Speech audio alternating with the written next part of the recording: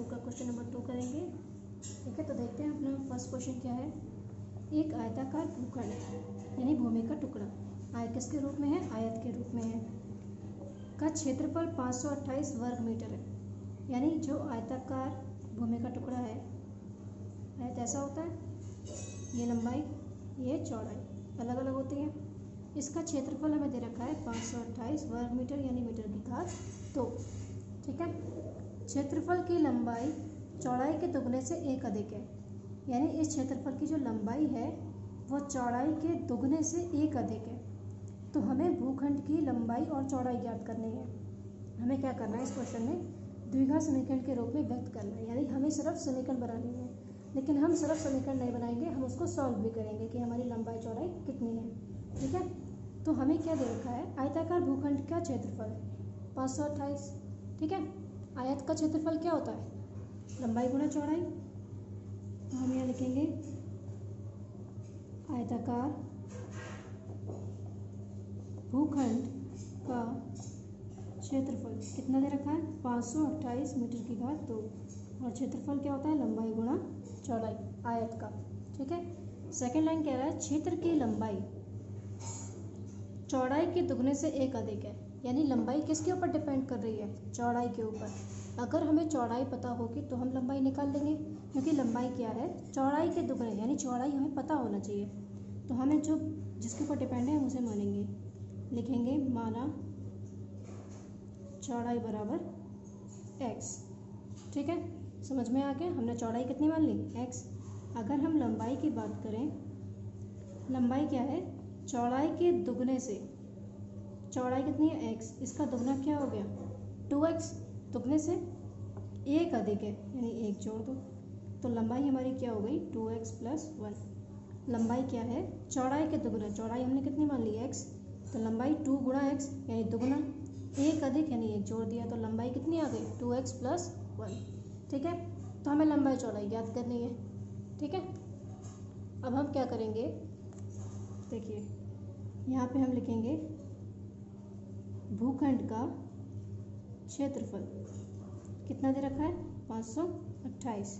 होता क्या है क्षेत्रफल, लंबाई गुणा चौड़ाई। ठीक है, लंबाई कितनी है 2x + 1, लंबाई को L से दिखाएंगे, चौड़ाई को B से। ठीक है, और चौड़ाई कितनी है x = 528। ठीक है, अब x की गुणा 2x से करेंगे 2x², x की गुणा 1 से करेंगे x की गुणा 2x से करें 2x² हो गया, x की 1 से की x हो गया, = 528। ठीक, क्लियर आ गया, इतना समझ में आ गया आपको। आगे देखते हैं हम, इस 528 को इधर ले आइए, 2x² + x, 528 बराबर किसका हो जाएगा -28, माइनस का सॉरी। अब हमारे ये द्विघात समीकरण बन गई। इन्होंने जितना पूछा था उतना तो ये आ गया इनसे कि द्विघात समीकरण में बना दो, हमने बना दिया, लेकिन हम इसकी लंबाई चौड़ाई दोनों ज्ञात करेंगे, यानी इस द्विघात समीकरण को हम सॉल्व करेंगे। अब 528 के ऐसे गुणनखंड कि गुणा करूँ तो 528 आए और माइनस करूँ तो 1 आए, गलत बोला मैंने। ये क्या है यहाँ पे 2, x² अकेला होना चाहिए, जब ये 2 आता है तो इसकी गुणा किससे हो जाती है 528 से, यानी यहाँ 528 की जब 2 से गुणा करोगे 1056।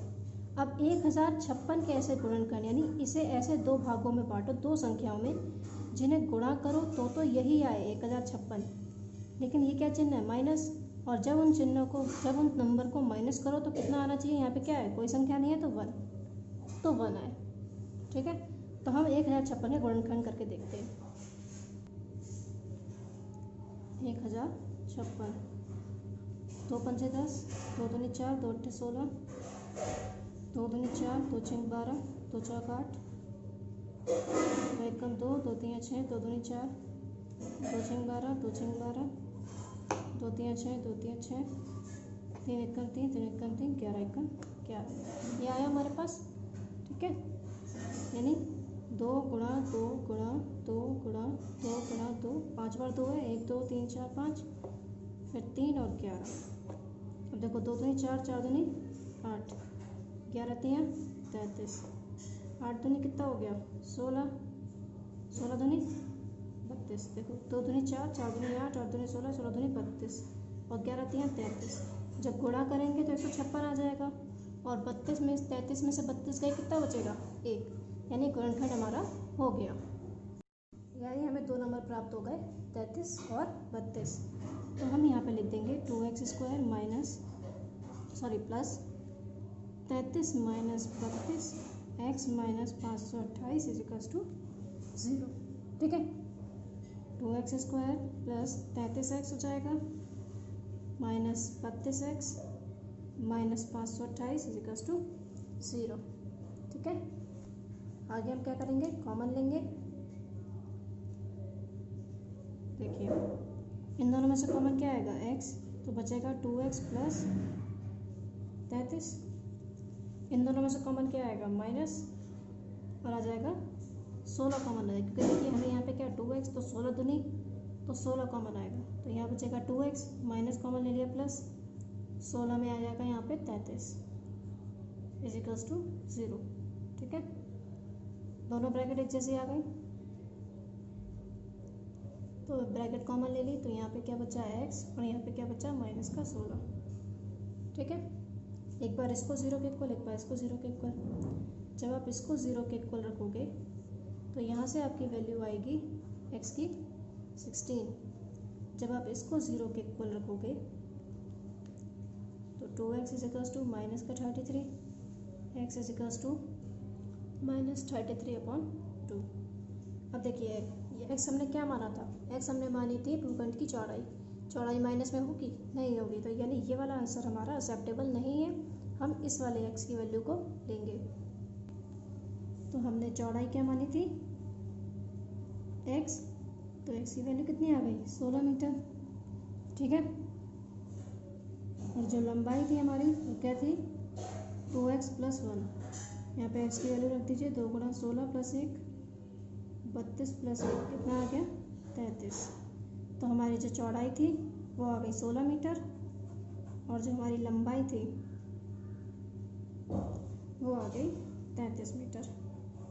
ठीक है, ये आपका आंसर हो गया। ये आपका 4.1 के क्वेश्चन नंबर 2 का फर्स्ट था।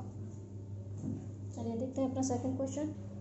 देखिए हमारा सेकंड क्वेश्चन क्या है, दो क्रमागत धनात्मक पूर्णांकों का गुणनफल 306 है। क्रमागत मतलब लगातार आने वाले, धनात्मक पूर्णांकों का गुणनफल कितना है, 306। तो हमें पूर्णांक ज्ञात करने हैं। क्रमागत यानी 1 के बाद 2, 2 के बाद 3, 3 के बाद 4, कितनी संख्या है, 2।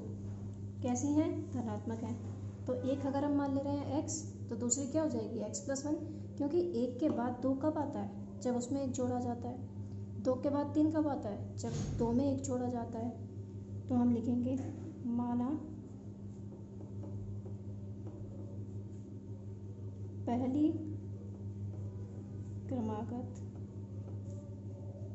पहला क्रमागत धनात्मक पूर्णांक बराबर x। तो हमारा जो दूसरा क्रमागत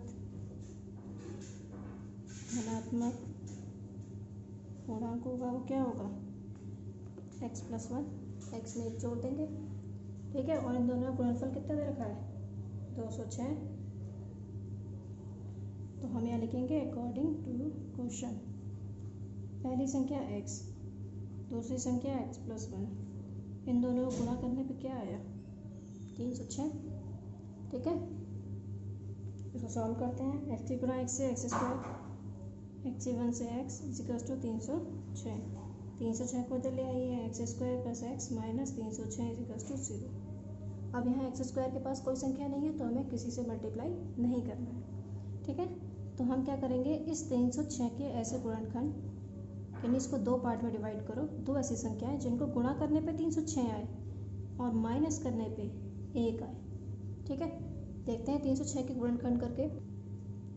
देखिए 306, तो 1 का 2 0, सॉरी 2 × 5 = 10, 2 × 3 = 6।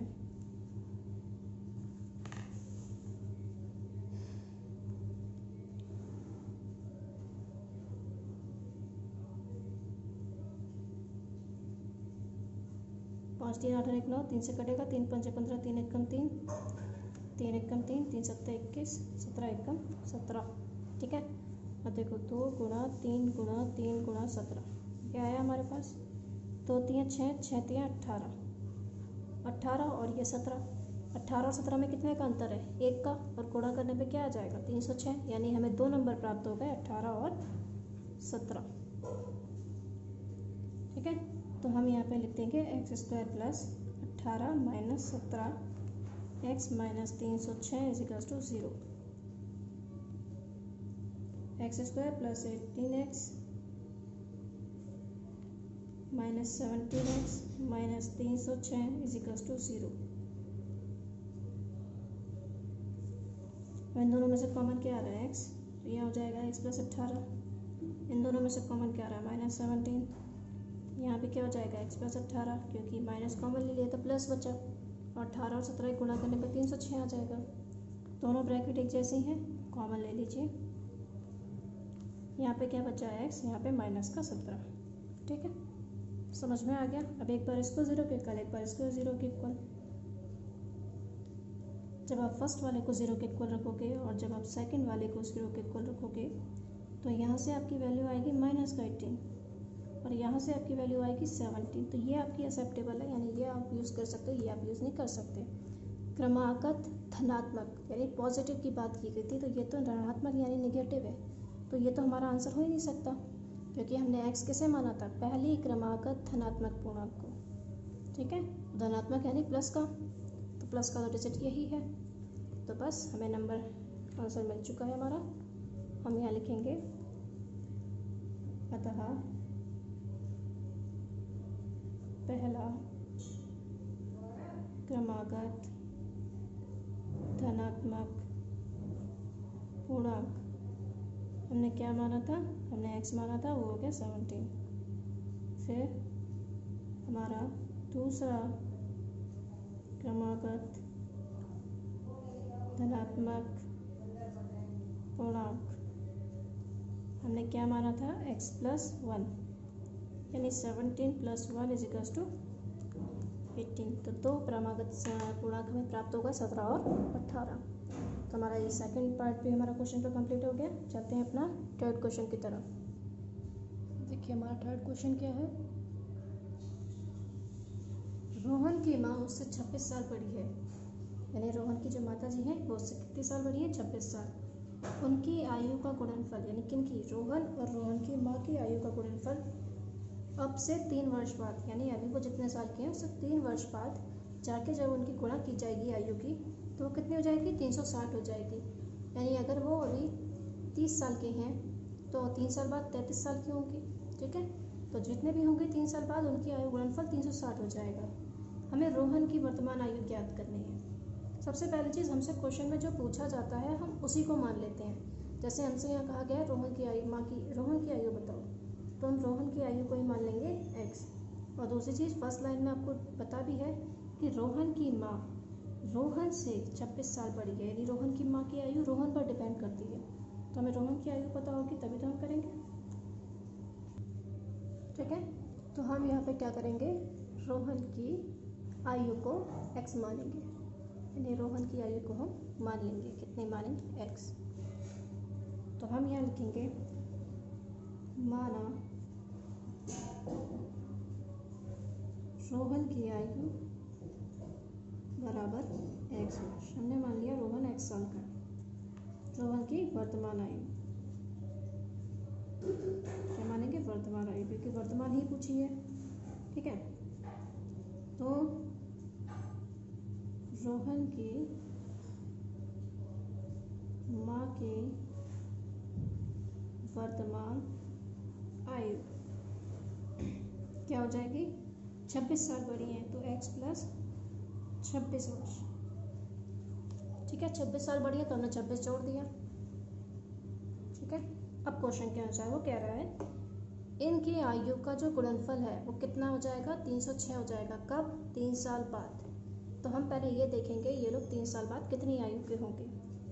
ठीक है, तो यहाँ हम लिखेंगे 3 वर्ष पश्चात, यानी 3 साल बाद रोहन की आयु कितनी होगी। जैसे देखिए आप अभी 10 साल के हो तो 3 साल बाद कितने के हो जाओ, 13 साल के। ठीक है, तो हमने रोहन की वर्तमान आयु x मानी, तो वो कितने साल का हो जाएगा, x + 3, 3 जोड़ देंगे हम। ऐसे ही माँ की आयु, माँ अभी कितने साल की है, x + 26, तो उसमें 3 जोड़ दो, यानी x + 29 वर्ष, यानी 3 साल बाद रोहन हो जाएगा x + 3 साल का और उसकी माँ हो जाएंगी x + 29 साल की। ठीक है, अब हम क्या करेंगे, प्रश्नानुसार इन्होंने कहा था 3 साल बाद इनकी जो भी आयु होगी उनका गुणनफल 306 हो जाएगा। तो रोहन की आयु x + 3, रोहन की माँ की आयु x + 29, इनकी गुणा करें तो क्या आएगा, 306। ये हमारा क्वेश्चन बन गया। इससे हम समीकरण बनाएंगे और समीकरण को सॉल्व करके हम क्या करेंगे, इनकी दोनों की वर्तमान आयु को ज्ञात करेंगे। ठीक है, x से x से गुणा करें, x², 3 की x से करी x², x की 29 से करी 29x, 3 की x से करी 3x, 3 की 29 से करी 29, कितने होते हैं,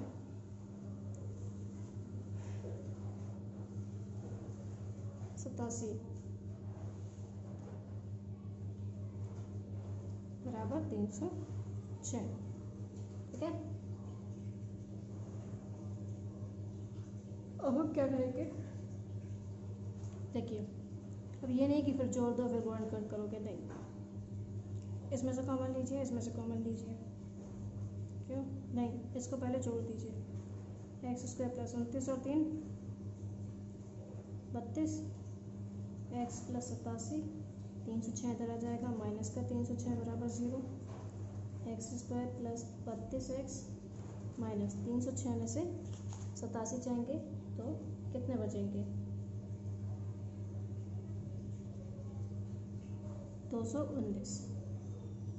ठीक है, अब 219 के ऐसे गुणनखंड की गुणा करूँ तो 219 आए और घटा दूँ तो, सॉरी 360 था गुणनखंड, मैंने 306 गलत बोला, 360 है, तो यहाँ पे हो जाएगा 273। ठीक है, वो 306 नहीं था, 360 था। अब 273 के ऐसे गुणनखंड गुणा करूँ 273 हो जाए और घटा दूँ तो 32 हो जाए। देखते हैं, 2 7 9 3 12, ये हमारा रफ वर्क है। 3 से कट जाएगा, 3 दिन 27, 3 एकम 3, 13 7 होता है 13 7 91, 13 एकम 13। ठीक है, माइनस करने पे 32 आना चाहिए, तो 13 तियाँ कितने हुए, 39, और क्या बचा 7, 39 में 7 में कितना बचा, 32। ठीक है, यानी 273 को तोड़ना था तो हमारी 3 थी, 7 था और 13 था। तो देखो 13 से क्या हो जाएगा, 91 बहुत बड़ी संख्या हो जाएगी, माइनस करेंगे 91 में से 3 को, 32 आएगा नहीं। ठीक है, 13 में 13 7 91 हुआ, 91 में से 3 जाएगा तो 32 तो आएगा नहीं। फिर 13 तियाँ करके देखते हैं, 13 तियाँ 39, 39 में से 7 जाएंगे तो कितना आएगा, 32। तो हमारे पास दो संख्या पता चल गई, एक 39 और एक 7। तो हम यहाँ लिख देंगे 32 की जगह पे 39 - 7। ठीक है, x² 39 की गुणा x से 39x माइनस का 7x माइनस का 273 बराबर 0। इन दोनों में से कॉमन आएगा x, तो बचेगा x + 39, इसमें से माइनस का 7 कॉमन आ जाएगा, x बचा प्लस बचा और यहाँ भी क्या बचेगा 39, क्योंकि 39 7 273, ब्रैकेट एक जैसी आ गई।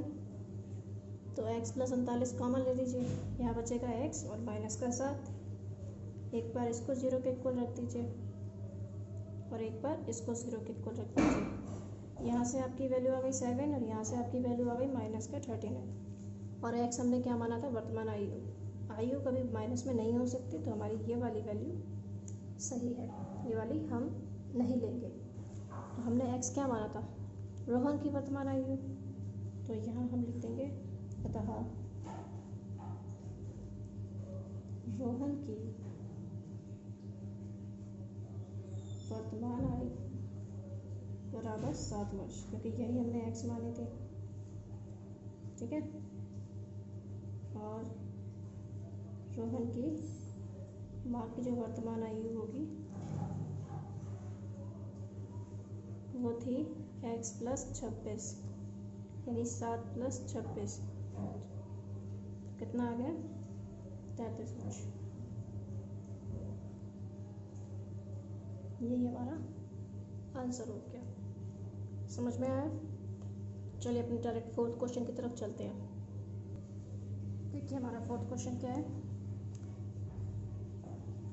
एक रेलगाड़ी 480 किलोमीटर की दूरी, ये क्या है दूरी, तो हम पहले लिखते रहे जो हमें दिया है। तो दूरी कितनी दी है 480 किलोमीटर, समान चाल से तय करती है। समान चाल यानी उसकी चाल बदल नहीं रही, ये नहीं कि कभी हल्की हो रही है कभी तेज़ हो रही है, वो जिस चाल से चल रही है उसी चाल से चल रही है। यदि इसकी चाल 8 किलोमीटर प्रति घंटा कम होती, यानी वो अपनी चाल हल्की कर ले 8 किलोमीटर प्रति घंटा के हिसाब से, तो वह इसी दूरी को यानी 480 किलोमीटर की दूरी को तय करने में 3 घंटे ज़्यादा लेगी। ठीक है, यानी अगर वो अभी 10 घंटे में पहुंच रही है इतनी दूरी को तय करके, तो वो 13 घंटे में पहुंचेगी, 3 घंटे ज़्यादा उसे समय लगेगा। ठीक है, हमें रेलगाड़ी की चाल ज्ञात करनी है, तो जो हमसे पूछा जाता है हम उसे क्या मान लेते हैं x। तो रेलगाड़ी की चाल को आप क्या मान लोगे x, तो आप यहाँ लिखोगे माना रेलगाड़ी की चाल बराबर x किलोमीटर प्रति घंटा। ठीक है, ये हमने मान लिया। अब अगर हम पहले ये देखते हैं, अगर तो रेलगाड़ी x किलोमीटर प्रति घंटा की चाल से चल रही है और कितनी दूरी तय कर रही है 480, तो उसे समय कितना लग रहा है। ठीक है, तो हमारा जो फॉर्मूला क्या होता है बताइए, चाल बराबर, हमारा जो फॉर्मूला होता है वो होता है चाल बराबर दूरी बटे समय। तो हमारा फॉर्मूला होता है speed equals to distance upon time. अब हमसे क्या पूछा है समय, तो समय को इधर भेज दीजिए, चाल को इधर भेज दीजिए, तो सीधी सी बात है हमारा फॉर्मूला क्या बन जाएगा, समय बराबर दूरी बटे चाल। ठीक है, ये मैंने आपको रफ बताया, इसको आप नोट मत करिए, आपको याद करने की चीज़ है। चाल बराबर दूरी बटे समय होता है। आपसे समय पूछा, समय को आप इधर भेज दीजिए, चाल को नीचे भेज दीजिए, हमारा फॉर्मूला बन गया समय इक्वल्स टू दूरी बटे चाल। अब दूरी कितनी थी 480, चाल कितनी है x, समय किस में निकालेंगे घंटे में, यानी अभी जो गाड़ी को समय लग रहा है वो लग रहा है इतना टाइम। ठीक है, फिर क्वेश्चन में उन्होंने कहा है अगर उसकी चाल 8 किलोमीटर प्रति घंटा कम होती, तो लिखेंगे अकॉर्डिंग टू क्वेश्चन रेलगाड़ी की नई चाल। अब उसने कितनी कह दी 8 कम कर दो, तो x में से 8 माइनस कर दीजिए आप। रेलगाड़ी की चाल हो गई x - 8, दूरी तो 480 है। ठीक है, समय कितना लग रहा है 3 घंटे ज़्यादा, अभी कितना लग रहा था इतना, इससे 3 घंटे ज़्यादा लग रहा है। तो समय बराबर फॉर्मूला क्या होता है दूरी बटे चाल। ठीक है, तो इसका समय निकालते हैं। यह देखिए, हाँ समय इक्वल्स टू दूरी कितनी है 480, नया समय लिख दीजिए आप इसे, और चाल कितनी है x - 8, यानी इतना समय लग रहा है उसे।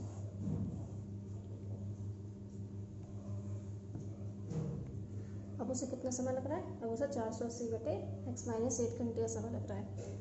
बात करेंगे हमारा अकॉर्डिंग टू क्वेश्चन क्या कह रहा था, जो नया समय है वो पुराने वाले से 3 घंटे ज़्यादा है।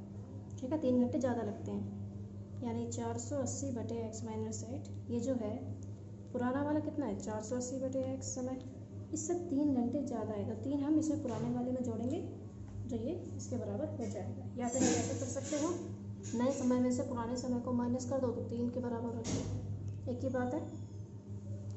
अब आप इनको सॉल्व करेंगे। ठीक है, आप इसको ले आइए x वाले 480 बटे x - 8 माइनस 480 बटे x इक्वल्स टू 3। एलसीएम लेंगे तो क्या आएगा x और x - 8 नीचे की गुणा हो जाएगी, x - 8 की और x की 480 से हुई 480x, और यहाँ पे 480 की हो जाएगी x - 8 से गुणा इक्वल्स टू 3। ठीक है, अब हम क्या करेंगे, 480x माइनस 480x प्लस 480 की 8 से गुणा,